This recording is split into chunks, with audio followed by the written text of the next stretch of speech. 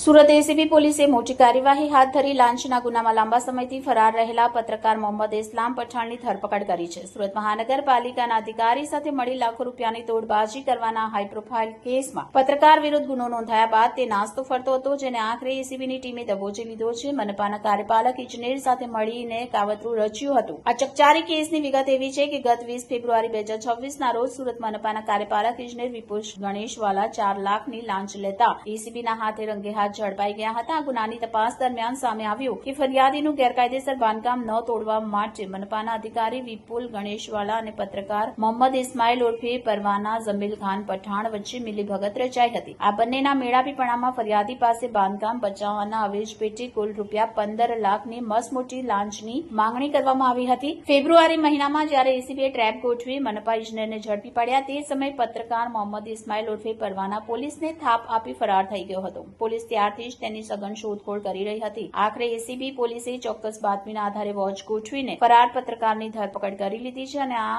મનપા પત્રકારની નેક્સસમાં અન્ય કોઈ લોકો સામેલ છે કે કેમ તે દિશામાં આગળની કાયદેસરની તપાસ હાથ ધરી છે.